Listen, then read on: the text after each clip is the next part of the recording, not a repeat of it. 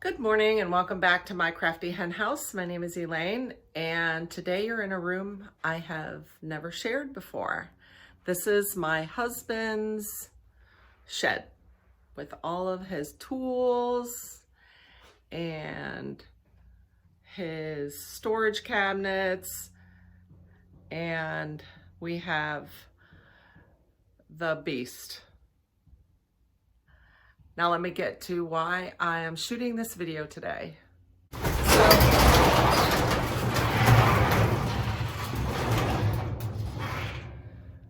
So the reason I decided to shoot this video today is because we have such a beautiful property. Let me show you. So this is my backyard, and all of my blueberries, and you can see my bees.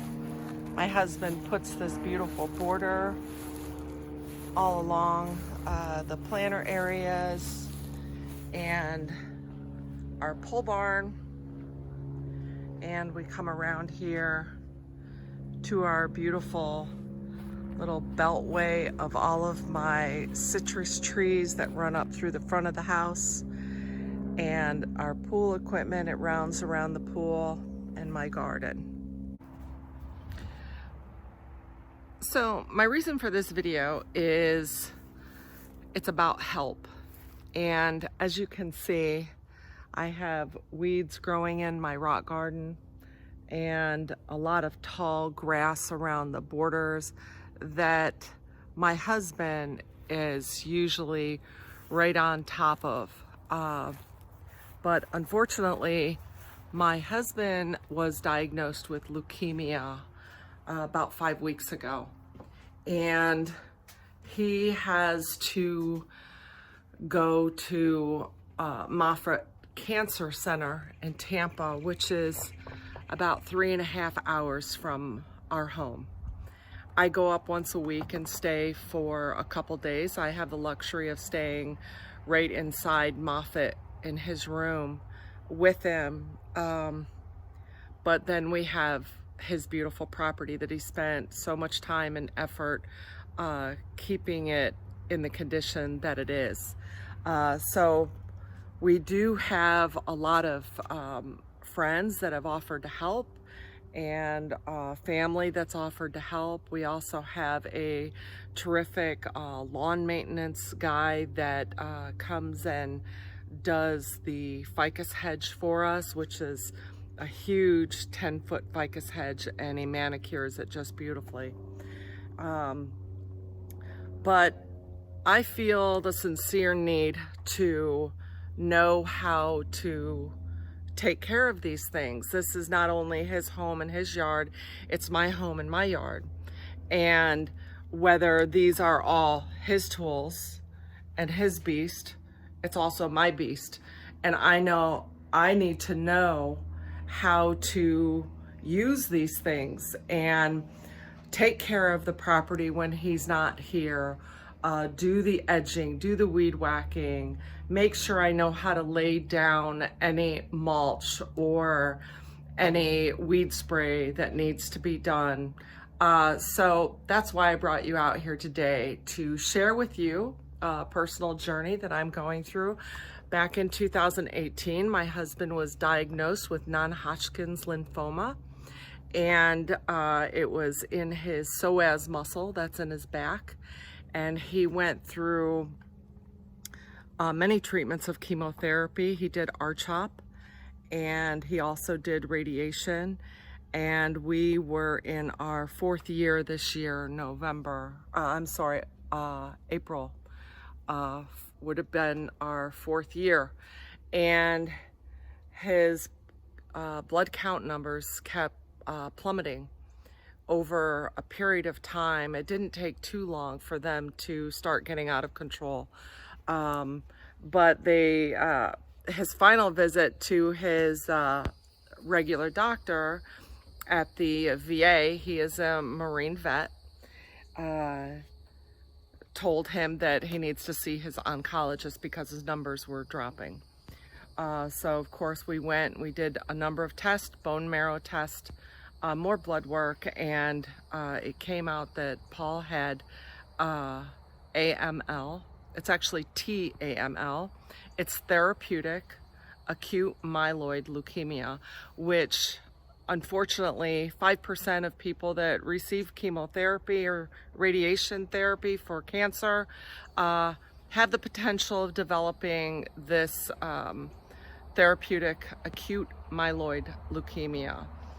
It's not a good leukemia, if there is a good leukemia, but it's pretty hard to face when you've just basically survived non-Hodgkin's lymphoma.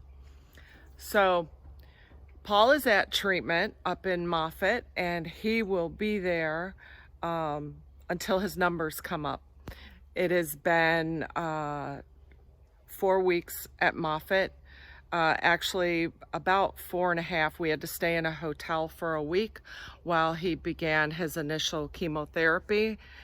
He would go Monday, Wednesday, Friday and sit through a session of chemotherapy. Then we would leave and go back to the hotel, and then that took place for an entire week, and then he was admitted to the hospital. That is standard procedure with leukemia treatment. They bring you in on your 7th day, and that's when they start monitoring you. His numbers have dropped with his white cells, his red cells, and his platelets to 0. And they need to now stimulate his body to bring back those counts.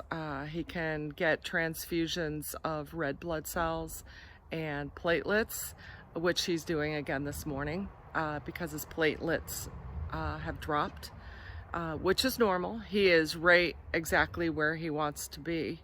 Well, not where he wants to be, but where he needs to be. And where he wants to be, because his numbers are increasing by the day. So that being said, I am going to get busy on this yard. Today I'm really busy. I have to do all of the edging along the driveway. Let me turn you around and show you. So I have to get all of this grass that's sticking up weed whacked down, edge along any of the concrete. Our guy came and did my portocarpus hedge. He does a beautiful job. The little trundles that come up here I can snip off. I've been doing that to the ficus hedge up there. You can see how tall it is, and pulling any vines that are growing out. But all this needs to be weed whacked down. I think I mentioned I've been doing the yard now every week. We had our lawn maintenance do it the first week when we stayed in the hotel, but I come back and get this done. But here along the sidewalk, I need to get all of this edged here and weed whacked down. I did do a session of weed killer throughout the lilies. These are rain lilies. But it looks like I have to do it again. It's time released, but it was one that is supposed to be good for not killing your grass, and I don't think it was as aggressive enough as it needed to be. As you can see right along here, Paul would not be happy with that. So I'm gonna edge all along the sidewalk and all the way down to the front sidewalk here. You can see how high the grass is. And I just cut this grass last Tuesday, and today is Wednesday. So with our summer peaking right now, and within the next couple months, I'm gonna have to do it closer together. But these are our big ficus heads. Our guy came and he trimmed them all for us really nicely for the beginning of the summer. Paul and him usually double team them. Paul will do it one cutting, and then we hire him to do the second cutting for us.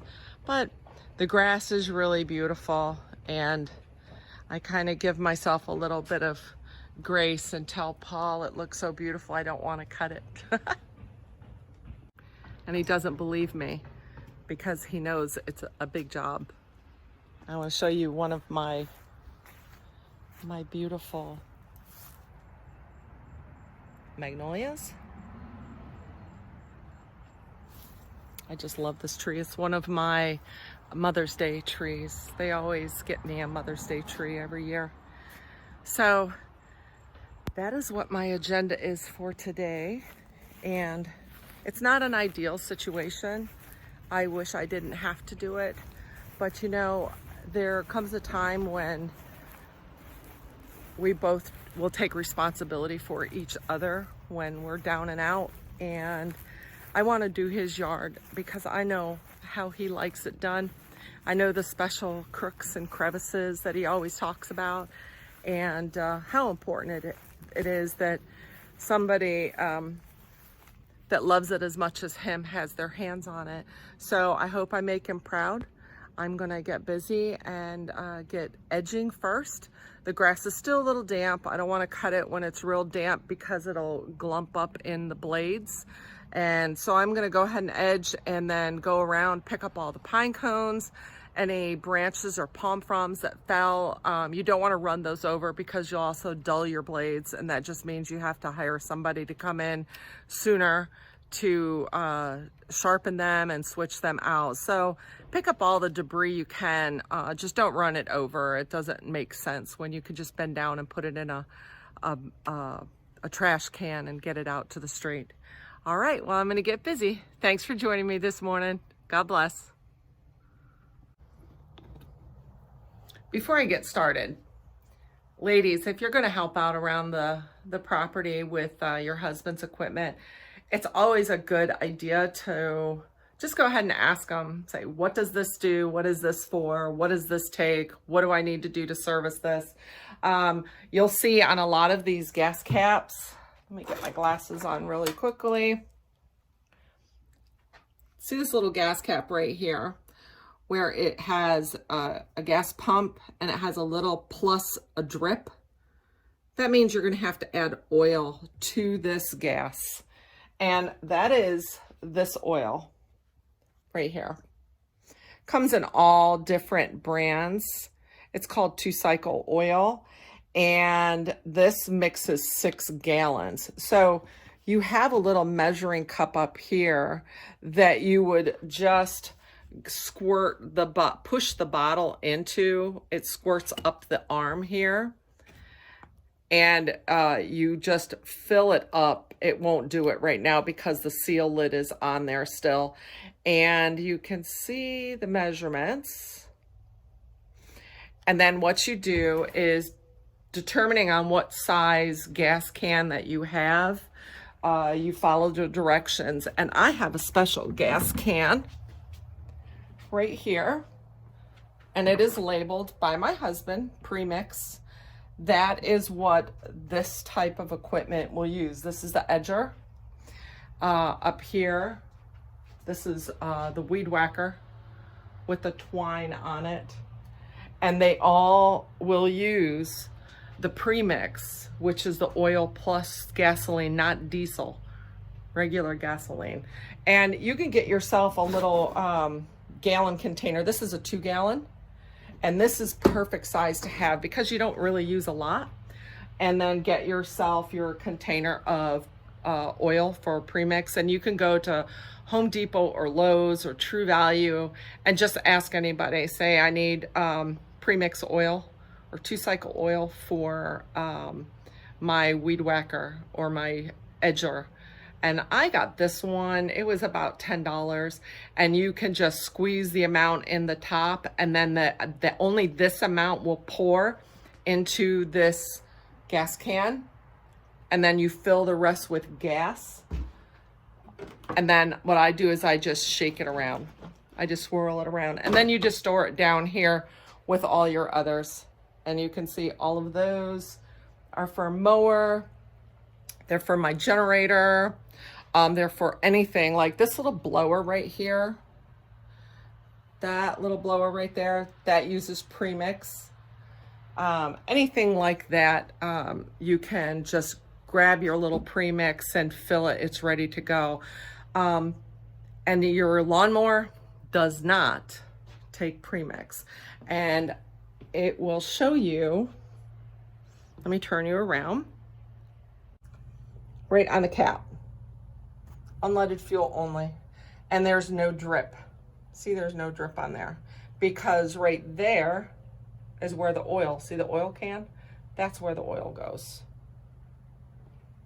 And usually you check your oil, your husband will check your oil and make sure everything is up to par.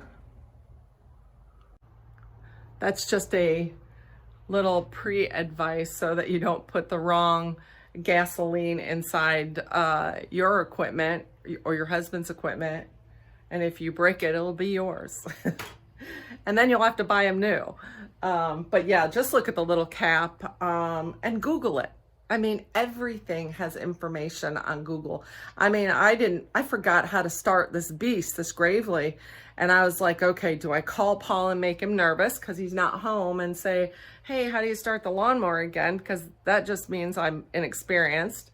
And I looked it up and I was like, oh, I forgot that one step. So yeah, just look it up on Google. If you at all think that you questioned a little, just go ahead and look it up and be safe. Wear your safety glasses. I haven't in the past, and I'm getting older and my eyes aren't that great, and one pebble or one little blade of grass will ruin your day. And if you're here doing it alone, you're going to be miserable trying to get that out. So just wear your safety glasses and get it over with, and put your sunblock on. That's what I did. I used my 70 today because this is going to be a bit of a process, and we're running about 95 degrees down here in South Florida. So, alrighty, just that bit of information. I'm going to get busy. Talk to you soon. I'm going to start with the edger. It's the edger.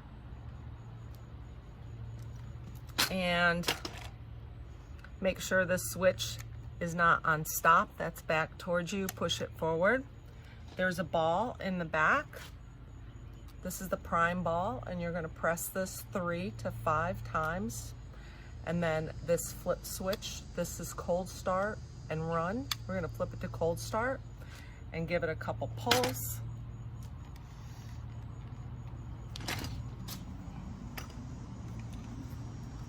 And when you hear it basically try to start, then you flip it to run. There it goes. Start. And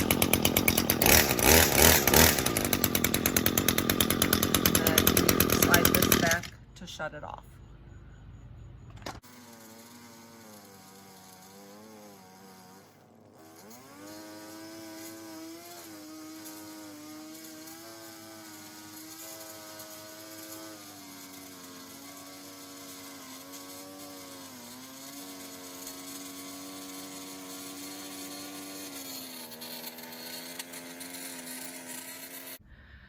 So we all done with our edging, and it came out really good. Now I'm going to go ahead and I'm going to mow the grass with my husband's 42-inch Gravely. The interior where the sun is shining, the grass has pretty much dried out. It's a little damp deep in, but that's okay. For the most part, you want to make sure that your grass is standing up and not laying down from the evening's dew, because then it'll stand up whenever it dries out and you'll have an uneven cut. You can see where it's standing up throughout this shaded area, which is good. This is a little damp in here, but that's okay. We're gonna go ahead and get started. Let me take you in here to my husband's tractor. Like I said, this is a 42-inch Gravely, and it's a pretty good size for a residential tractor. And he taught me it's pretty easy to operate. And the first thing that you're going to want to do is, you have a parking brake down here. That's this lever, this yellow lever. And then these are your steering mechanism. To go forward, you push them straight. To go backwards, you pull back. And you kind of have to pivot back and forth with these as you're mowing.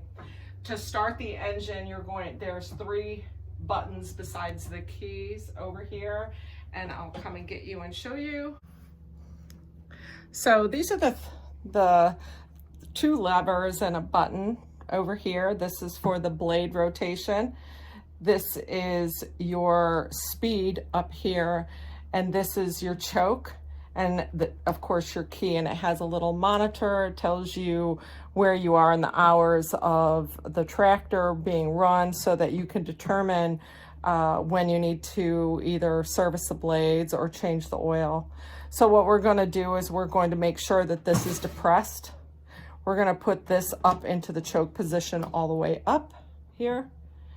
And we're going to move it to the midsection and making sure that our brake is on, which is parking brake, and go ahead and turn your key.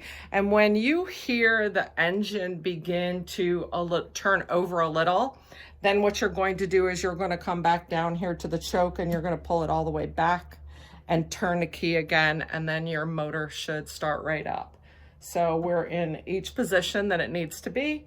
I'm going to go ahead and turn my key. There, here it start, put it back, and start it. Okay, so that was a successful start. And what you want to do is, in order to back out of our barn, which is right here, you have your engine started. Your red button is depressed because you don't want your blades. And then this lever right here, you're just going to push it down, and that will give you control of your ability to move forward and backwards. And then just carefully back yourself out of the barn. This gets a little cobble-wobby as you're going. The first time that I used this tractor, I was actually doing figure eights in the backyard. Paul said it was okay as long as I was learning how to use the mower. That was a couple years back, but it took me a little bit to get used to it again. So I'm going to set you up and show you how I do a few passes on the backyard, and then once we get the whole yard cut, then we get to weed whack, and then blow, and then have some cool iced tea. Okay, I'll see you in a bit.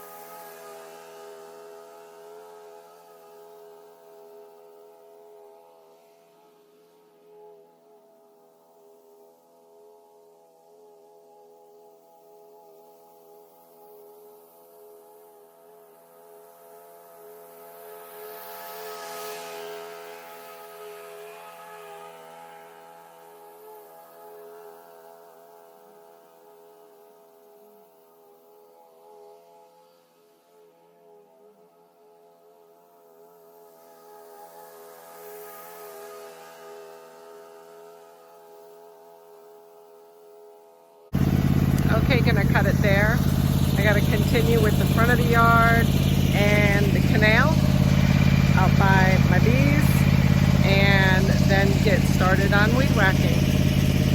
But isn't that satisfying? Look at that beautiful yard.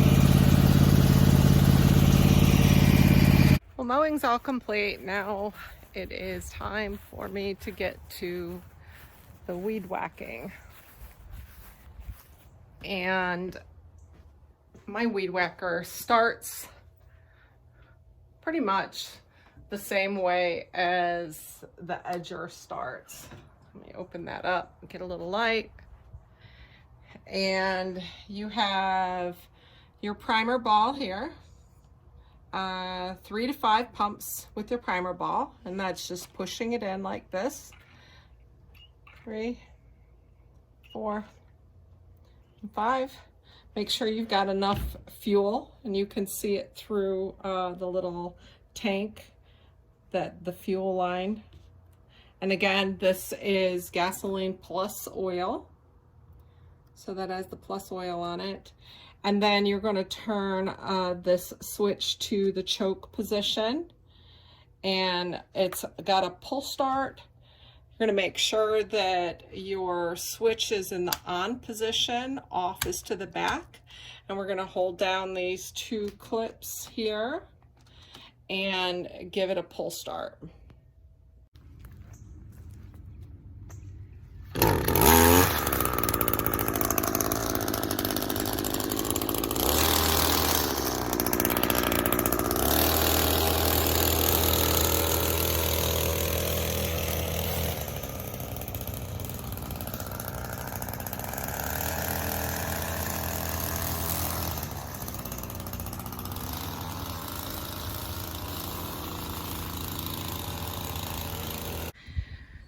All of the weed whacking is done.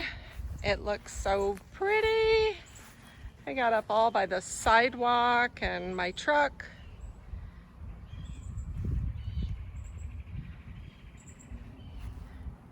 And back to the tractor.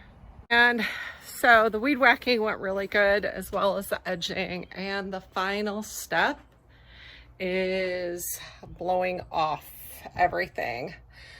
And this is my husband's blower. This is a monster as well. It's pretty heavy. I have to start it on the counter. And it's the same gas and oil.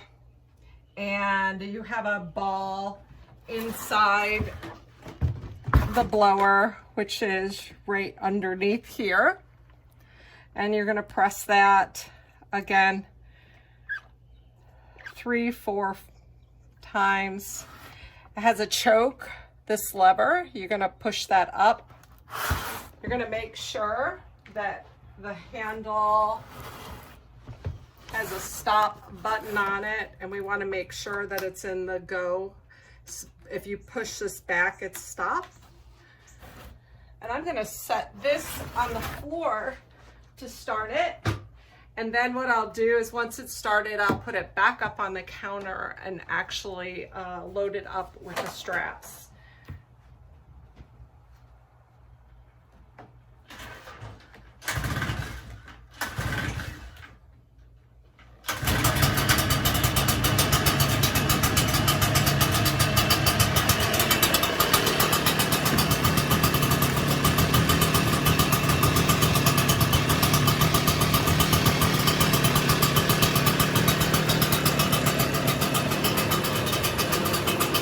And there we go. Once this blower is started, you want to push that choke back down so that it stays running. But then the accelerator is right here on the handle that allows you to get more power and blowing. So I'm going to go ahead and do all the blowing, and then I'll get back with you when I'm done.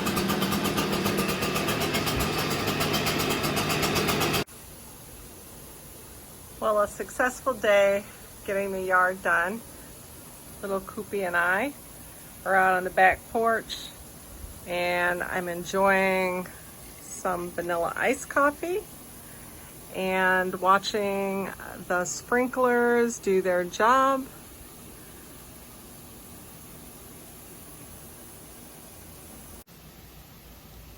The temperature this afternoon is around 90 degrees, and I was going to sit out on the front porch, but it's just so uncomfortable. I'm out here on the back porch because I just kind of wanted to watch the sprinklers run and make sure that they were doing their job, and just take a minute. The yard ended up taking me from about 10:30 to 2 o'clock. And I was very, very detailed with everything. If you were mowing, it wouldn't take long at all, but I decided to do a lot of extra and share the pictures of my progress with Paul while he's away. And we're both very blessed to have this property, and I feel great need to keep this property up for him while he's away. But I want to encourage you to take pride in whether it's the yard work or the housework, and your mate is away or gone for an extended unknown amount of time. Take the opportunity to, while they're with you, to learn those different skills and those different things that are required from both of you.